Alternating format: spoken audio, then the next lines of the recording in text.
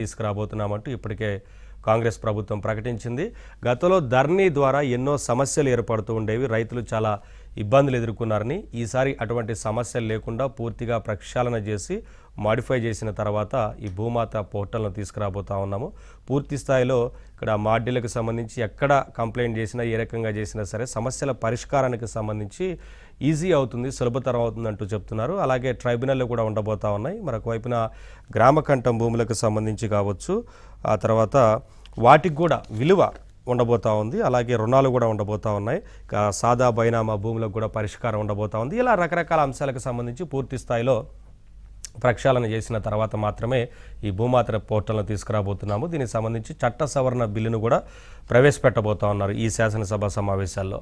ఇక దీంతోపాటు ఇతర అంశాలకు సంబంధించి కూడా చర్చకు వచ్చే అవకాశం ఉంది. అయితే ఈ నేపథ్యంలో కేటీఆర్ ఒక పోస్ట్ చేశారు.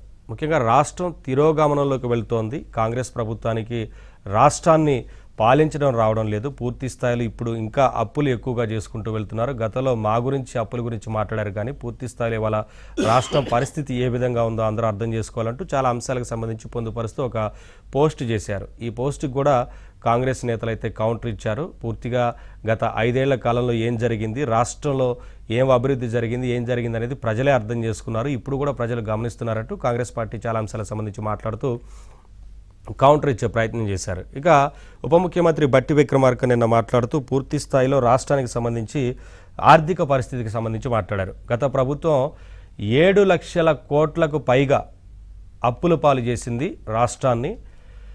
ఇప్పుడు ఆ అప్పులకు సంబంధించి ప్రస్తుతం మా ప్రభుత్వం అధికారంలోకి వచ్చిన తర్వాత, కాంగ్రెస్ పార్టీ అధికారంలోకి వచ్చిన తర్వాత ఇప్పటికే 66,000 కోట్లకు పైగా అప్పులని కడుతూ వస్తున్నాము, అసలు వడ్డీ చెల్లిస్తూ వస్తున్నాము.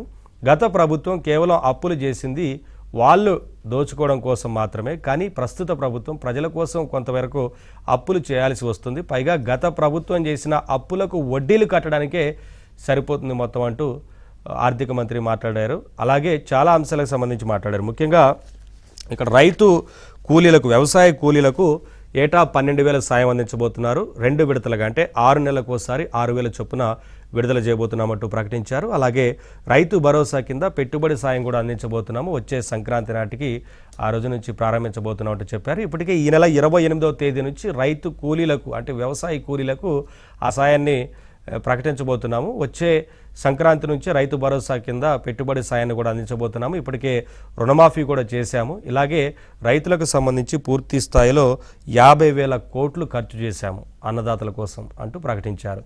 ఇంకా రెసిడెన్షియల్ స్కూళ్ళ అంశానికి సంబంధించి రెసిడెన్షియల్ హాస్టల్స్లో ఇప్పటికే 40% డైట్ ఛార్జీలు పెంచాము.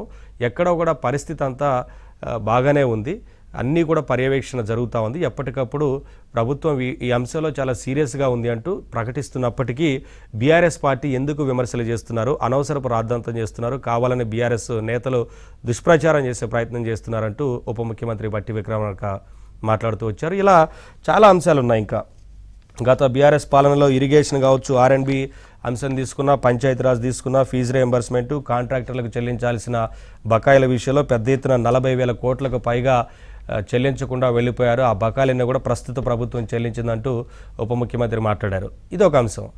ఇక మాజీ ముఖ్యమంత్రి కేసీఆర్ అసలు అసెంబ్లీకి వస్తారా రారా? ఖచ్చితంగా రావాలి. ఎందుకు రారు? ప్రజా సమస్యల గురించి ప్రభుత్వానికి సూచనలు చేయాలి, మాట్లాడాల్సిన అవసరం ఉంది, అసెంబ్లీకి రావాలి అంటూ బహిరంగ లేఖ రాశారు PCC చీఫ్. కానీ మరి ఏం జరుగుతుంది? అసెంబ్లీకి వస్తారా? ఒకవైపున వార్తలు కూడా వస్తూ ఉన్నాయి, అమెరికాకు వెళ్ళే అవకాశం ఉందంటూ. అసెంబ్లీకి వస్తారా లేదంటే అమెరికాకు వెళ్తారా లాంటి ఒక ఉత్కంఠ అయితే కొనసాగుతుంది. ఎందుకంటే చాలామంది ఎదురు చూస్తున్నారు. ఇప్పటికే చాలామంది అసెంబ్లీకి వచ్చి సమస్యలకు సంబంధించి మాట్లాడాలని కోరుతా ఉన్న నేపథ్యంలో చూడాలి మరి ఎటువంటి డెసిజన్ తీసుకుంటారు, ఏం జరుగుతుంది అనేది. వీటన్నిటికి సంబంధించి వాళ్ళ మార్నింగ్ డిబేట్లో మాట్లాడదాం. అంతకన్నా ముందు చిన్న బ్రేక్ తీసుకుందాం. బ్రేక్